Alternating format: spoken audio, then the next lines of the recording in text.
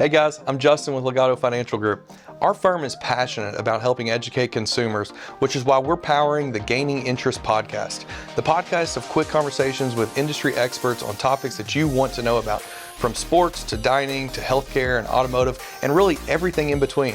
It's hosted by one of the greatest local personalities that I've met, that's John Ramsey. I'll tell you why I love this podcast, because it's all about community. We used to call it water cooler talk, and that no longer exists. But if it's interesting to you, it's interesting to us. We encourage you to tell your friends. As Justin mentioned, we're going to talk about everything under the sun. We will be gaining interest, and we appreciate you watching. Welcome once again to Gaining Interest. This is a podcast about everything interesting. And certainly one of those events would be the most joyous, the most memorable, one of the most talked about events in your life, and that is a wedding. I have an expert on hand with me. That is Giselle Smith. Giselle is a wedding planner. She's an event planner. But for the purpose of today's broadcast, we are going to focus on the weddings. Giselle, welcome in. Hey, thanks for having me. I am so glad to have you. A little bit of an overview, because when you say wedding, there's so many different layers. If you are planning a wedding, a little overview of exactly what you kind of control or give advice about. So if I'm planning a wedding, we are typically planning a multi-event weekend.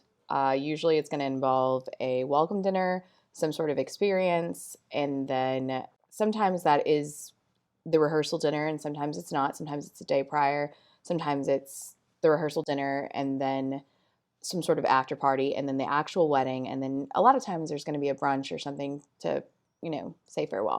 You and I had a brief conversation before we started here, and I think it's interesting in that, weddings are different in that, okay, obviously it's an important event in your life. You're in union with someone for the rest of your life, hopefully, and there's so many high expectations, and you've got, parties from both sides, the parents and all that stuff.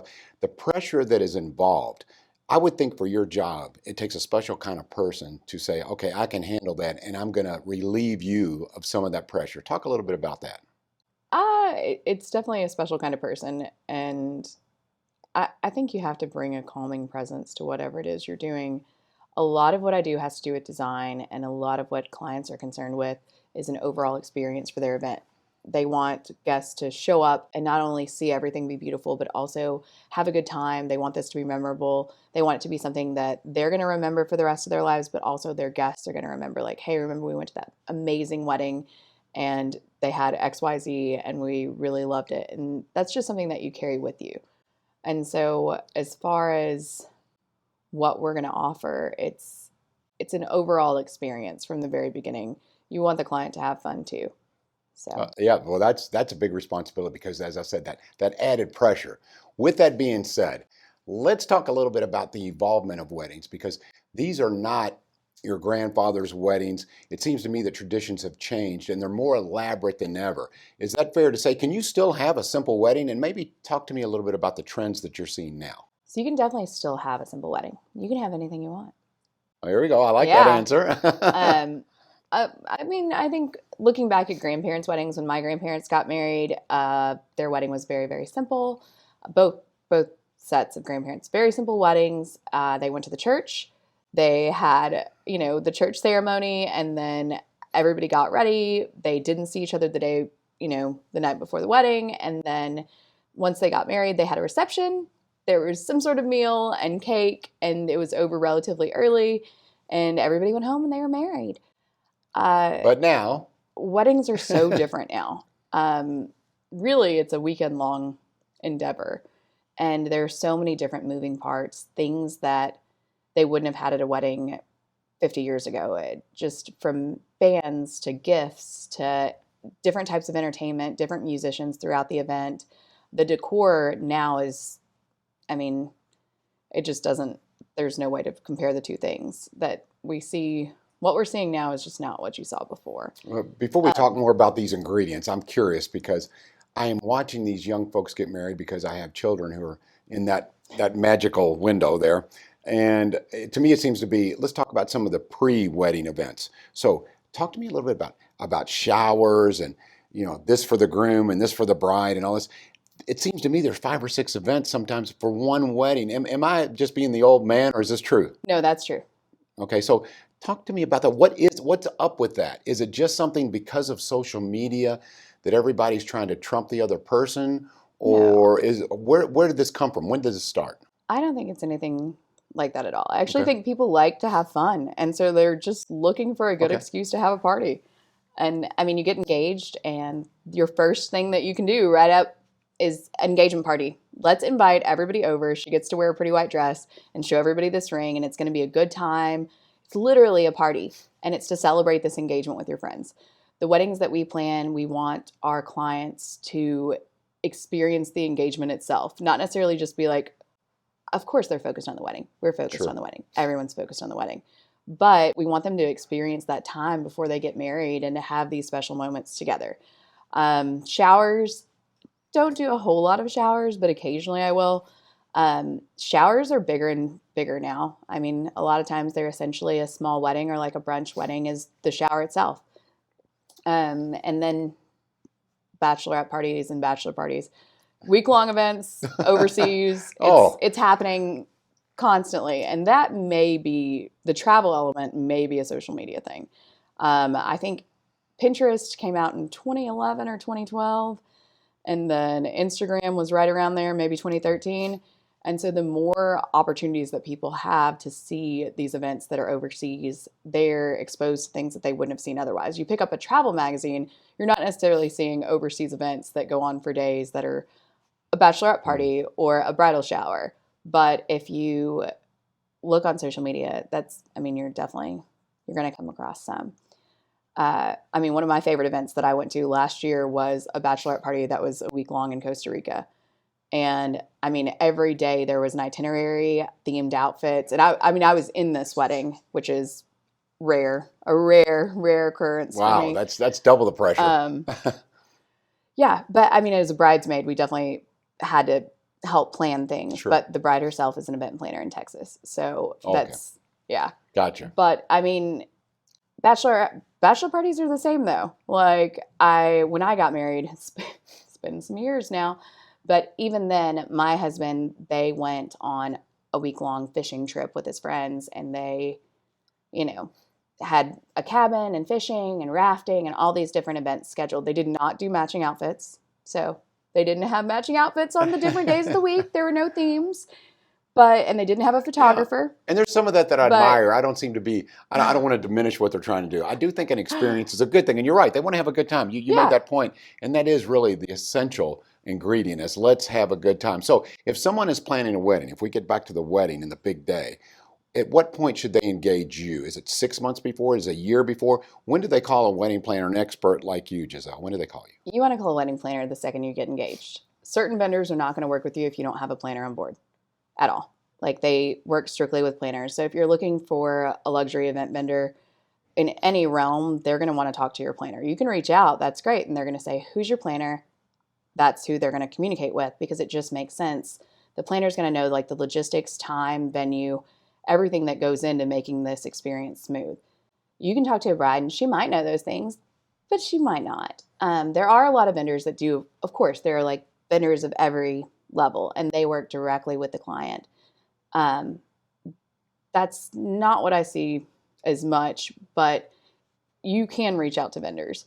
As far as if you're working with a planner, just reach out to them first. A lot of times they have a solid list of people that they work with that are like tried, true, going to give you the experience that you want, the look you want. And budget may not be a thing at all. But for most people, budget is a thing. And when you tell your planner, hey, I have $12,000 to spend on flowers, I have $20,000 to spend on entertainment, they might be like, you know what, those ratios are off. Let's look at this. This is to get the experience you're wanting. This is going to cost X, Y, Z. But they'll also know which vendors are a go to contact. So you're not wasting time going in circles, reaching out to people who are never going to be within your price range. That would take away from the fun of the experience. Like, you're not going to have fun planning your wedding if everyone you reach out to is like, hey, I'm way too expensive. Sorry. That's not a good experience. I think it makes perfect sense to have an expert like you, a wedding planner, because like you said, you're putting your reputation on the line. So you know these vendors that represent you well. And it's all about making the day as perfect as you can. So if I can guarantee to go to you and you go, hey, this vendor 99.999% of the time, Yeah. it's going to be right on time. Yes, that gives me a level of comfort that I want. So let's talk about some takeaways for folks who are watching now. And if you had to put a level of importance on certain items, like for instance, okay, obviously budget is one, but that's something you really, maybe not choice. It's like, here's what we have to stay within. But talk about the importance of venue, caterer. You mentioned the florist, maybe where you get your dress. If you had to give advice to a bride or a groom or a family that's planning a wedding, what would you say is really important? What are some of the takeaways that you say, don't forget to do this? Well, if we're planning the wedding, they're not going to forget anything. Well, this is true. Because we're just going to keep track of all give me that. important then. What's important? This is So true. typically, if we're planning a wedding, a lot of the weddings that I plan are either, a lot of times they're on private property. So someone has a family property, a farm, or a home that they'd like to use for this event, and we're going to host a tenant event for their guests on the day of the wedding. And then there are other weddings that I have that are they're essentially at a wedding venue. If you're going to book a venue and you're not doing it at your home or at a family home, then we need to start looking at venues typically early on. Venue is going to be based on style. You don't want to just go out and be like, okay, I can afford this venue and I'm going to pay them. You definitely want to book something that's within the style of the event that you're looking to have. If you're hiring, most wedding planners either have a stylist on their team or designer, or they're designing weddings themselves. So when you meet with a wedding planner, they're going to ask you like, hey, this is the style of events that I produce. What do you want? And this is going to be a make or break if you're a good fit in the beginning. And then once you've determined the style, then you can go from there and choose venues to tour that are going to be within that style. There might be one place that you've dreamed of getting married at since you were a little girl, and then the whole wedding needs to be planned around that. It needs to be planned around the space that you're going to have it, especially if it's like a family home. Like, what can we do on this property to make this, this dream day you've always wanted to have? You make a great point there. That is such a good point when you mentioned maybe this is a venue where the bride dreamed of having this her whole life.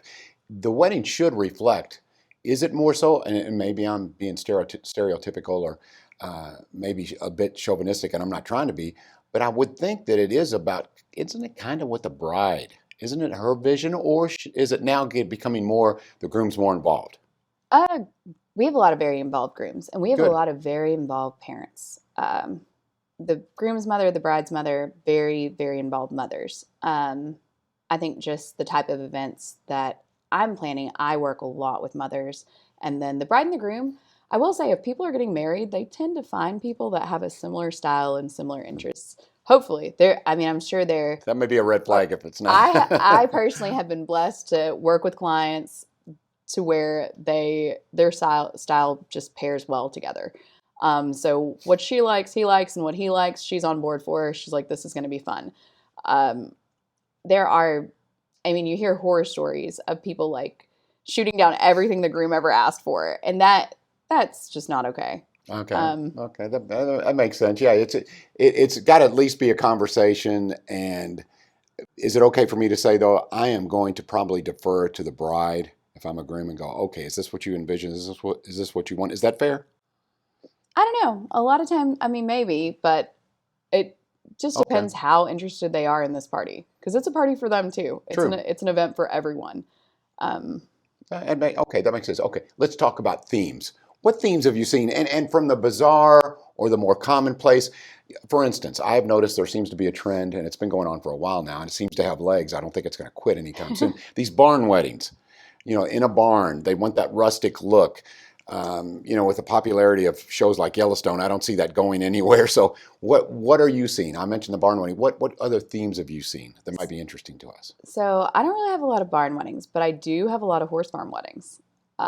They're classic Southern feeling events, and they're held at horse farms typically, whether the client's family owns a horse farm or you rent out a horse farm. Here in Louisville, there's Hermitage Farm. They host a ton of weddings. And then they have the restaurant on site, Barn 8, it is a barn, but it's more of a modern, luxurious, sure. Not necessarily a barn. Technically, I guess. Steve Wilson doesn't do it halfway, does he? Laura Lee, yeah. It's not, I don't know. I wouldn't call it a barn. But even before they had Barn 8, they were hosting weddings at Hermitage Farm, and they were always tinted weddings and beautiful behind this historic home. There are historic homes and horse farms all throughout Lexington as well. And so that's like a common theme that I Beautiful see. pictures.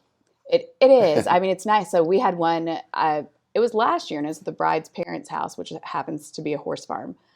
And, you know, in the background of the bar, they had this like beautiful bar set up. And behind the bar, you could see the horses, all the thoroughbreds out in the field. I mean, it was just kind of magical. It's like, hey, we're at this Kentucky horse farm wedding, and there's all the horses. And at some point, they brought out carrots so the guests could, you know, go nice. feed their horses. What's a nice touch? It brings it, you know, to me, makes it a little bit more down to earth. Yeah, especially guests who are in from out of town. Like, this is an experience.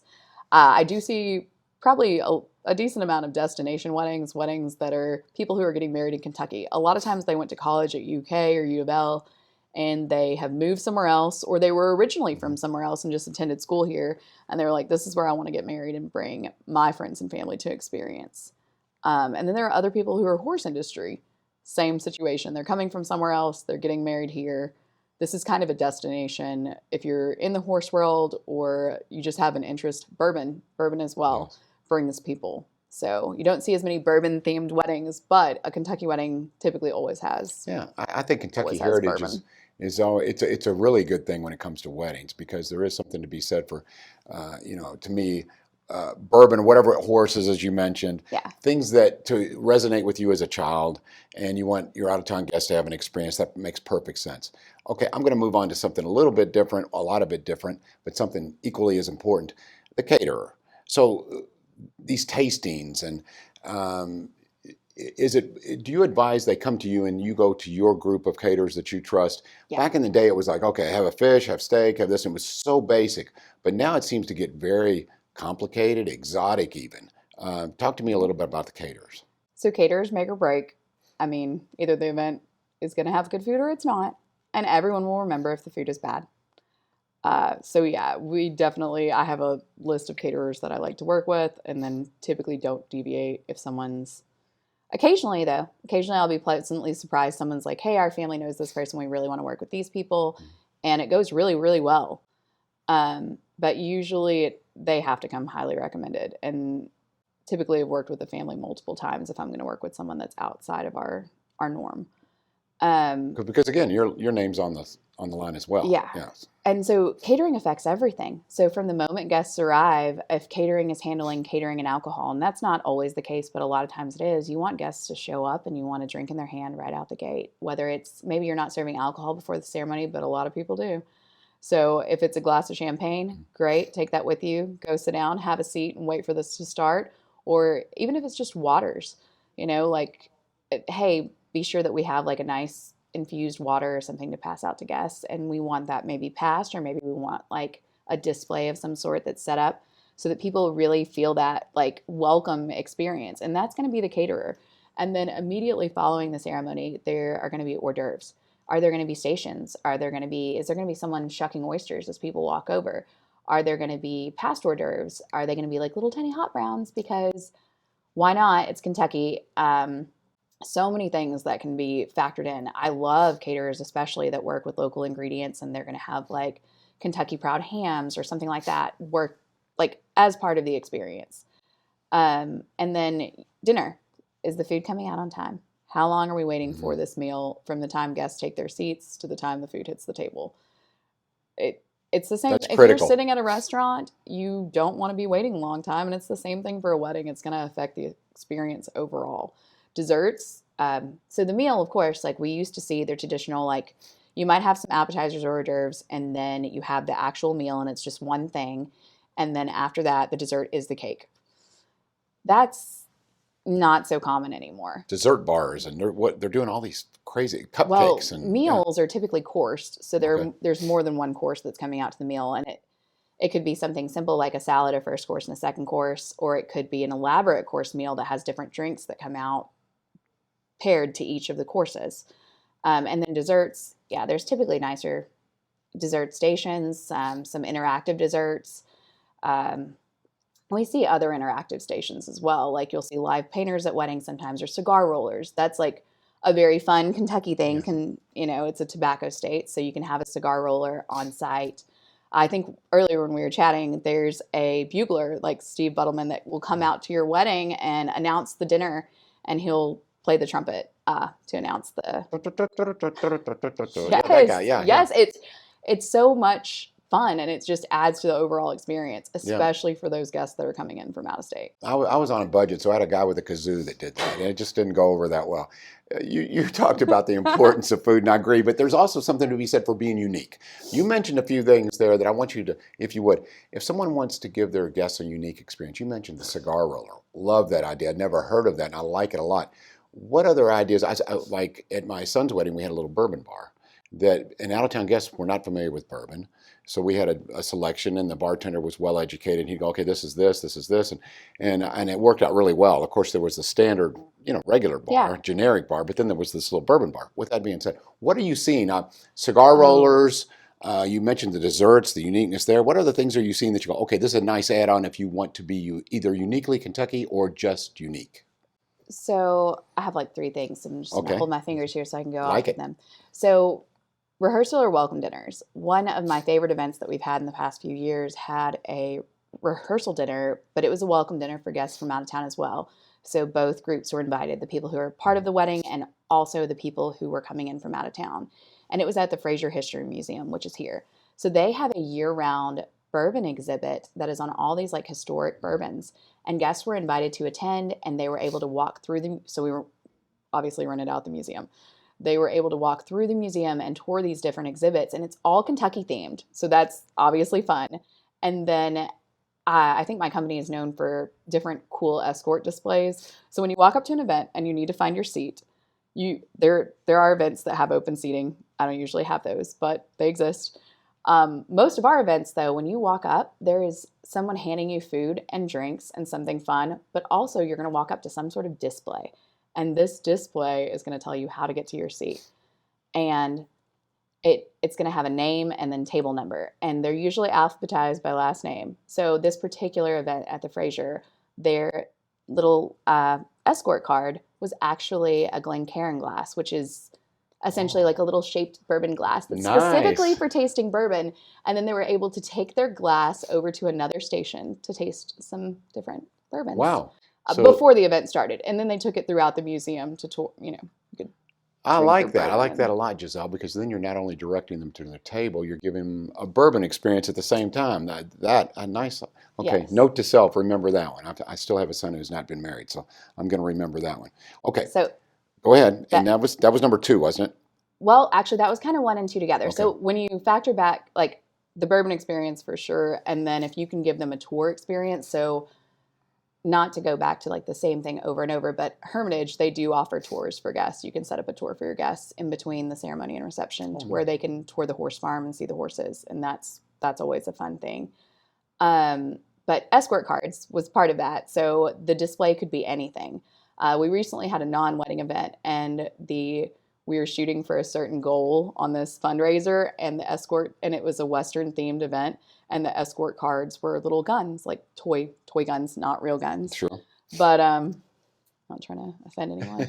But the escort display had small guns, and they were all displayed on a custom wall that matched the theme of the event. But the little guns had their name and table number, and they were little pop guns. So kind of fun for cute. guests to play. And guests played with them all night long. It just, I didn't really expect that, but it was a fun little element that people were like, oh yeah, we got that little gun at that. I'm like, yes, we had one a few years ago that was a golf scramble, a very nice golf scramble was part of this event. And the golf scramble, the escort cards were small little miniature golf carts. Oh, nice. Kind of silly, but we just do fun stuff. And then the last thing is gifting. So we see a lot of gifts, like custom gifts. Before you used to see favors, it'd be like little mints with, someone's name on them. We do still see a lot of koozies because koozies are fun. And you're going to have a beer. If you're having a beer in a bottle and not in a glass, then you maybe just want a koozie. So we see those still. But actual gifts for guests as they arrive, whether it's a destination wedding or you're giving a nice gift as your guests are exiting the wedding. And these could be like a bottle of wine, or they could be an entire gift basket. We had some gorgeous gift baskets at a wedding that was at the Hurstbourne Country Club here last year, Mhm. just gift baskets, and they had like popcorn, and maybe those didn't have popcorn. They had custom cookies, and the church was like printed onto the cookies. Oh, They were like nice. custom sugar cookies, and they had a monogram, and there were like different little bottles of bourbon, obviously bottled waters, some like local chips, like, food. Sure. So just kind of like a little welcome gift. I like it. I like it. So we see a lot of gifting. And I it's fun. love We it. customize each piece though. And it might be like something that the couple say their first date is to a certain place that sells something, and we are able to pull an item from that and put it in all of the gift baskets or gift bags. And yeah. Fabulous. I love this. So you've given some really nice pointers here. By the way, if you're just now joining us, Legato Financial Group is nice enough to power this podcast. Once again, it's gaining interest, everything interesting, and certainly weddings are interesting. Okay, whenever you talk about having fun, and fun is the big factor here, you've said that. Bands, entertainment. I've seen everything from bluegrass to dance bands to, what is your recommendation? When I think joyous and celebrations, you still want the guys and gals to get up and dance, right? Yeah. I mean, isn't that what it's all about? Do you have recommended bands that you go to? Sometimes it's really dependent on the couple's taste though. So if they don't like to dance, it might be more of a quiet band. Oh, I see. Like Yeah. background music. And Mhm. then of course they're going to have like special dances, and people can get up and dance, but they might not want that to be Maybe a front and small center. orchestra or something to where it's calm and nice. Okay. Well, and a lot of times you see multiple musicians throughout the event. So for the ceremony, perhaps there's a string quartet or a string trio, and then there might be a harpist. And then for cocktail hour, there might be a DJ that's doing cocktail hour, or there might be a different type of musician for cocktail hour.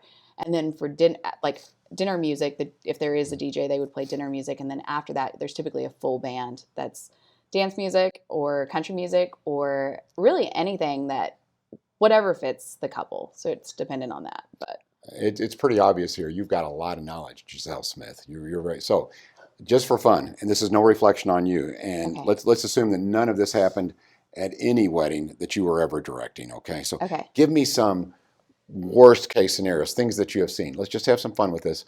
Whether it was bad weather, whether it was a pastor maybe making a mistake, a groomsman doing something that they thought was funny that wasn't so much. What have you seen some disaster weddings, or does every wedding you worked on run smoothly? No one ever knows if it doesn't. There you go. Oh, that's a nice.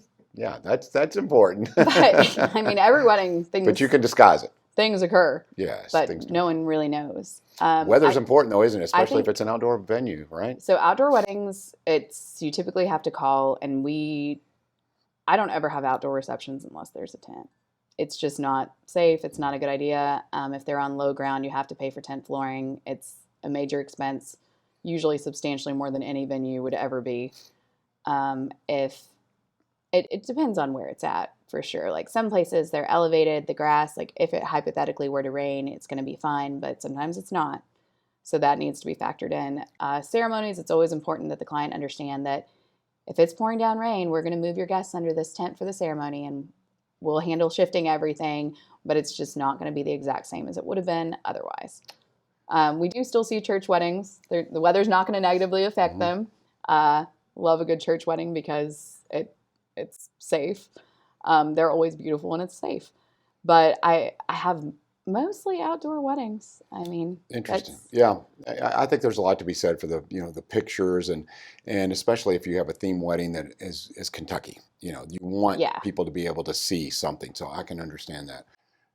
Giselle, this may be sensitive and maybe not. Second weddings, how are they different? Are they more extravagant? Are they simpler? How does that work? So definitely, like anything else, is going to be dependent on the couple. But something to factor in. As you grow older, whether it's a second wedding or a first wedding, your tastes are refined. When you're 35, you know a lot more of what you're really going to like than you did probably when you were 20 years old if you got married really young.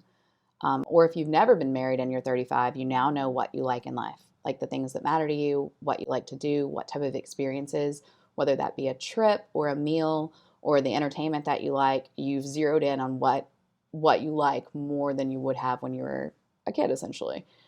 And so if you're having a second wedding or getting married at an older age, chances are it's going to be a lower guest count and you've zeroed in on exactly what you like. So a lot of times those weddings are very nice, maybe extravagant, but a lot of times in an understated way.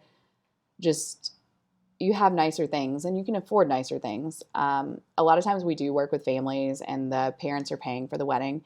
And that's still the case if someone's getting married at, 35 or 40 and it's their first wedding, or sometimes still the case in a second wedding. But it is usually a nicer wedding if the couple is older. Okay, so Giselle Smith, this has been so much fun. I've enjoyed the conversation. You're obviously something we haven't really talked about much. You seem very sophisticated. You've done some nice high-end weddings.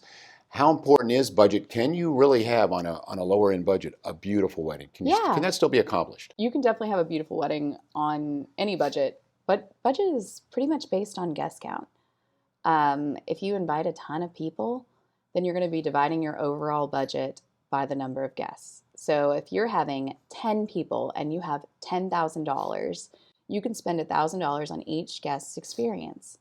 Whether that's a photographer that's going to capture special photos of each individual person, or an amazing gift that they're going to take home with them, or maybe you're giving them this fabulous coursed meal and just something very personal. Or you can spend that same amount of money on 100 guests and it's just going to be a very different experience. And different isn't necessarily bad, right? Different isn't necessarily bad. It's just, what do you want? What do you care about most? All right. Giselle Smith, once again, everyone, and thank you so much for watching Gaining Interest. All things interesting. If you have an upcoming wedding, I recommend give Giselle a call. Obviously an expert in the field. She has her recommended vendors, preferred vendors, entertainment, florist, whatever you possibly could need. Giselle is the key there. Giselle, again, thank you so much for doing it. Thank you. Thank you for having me.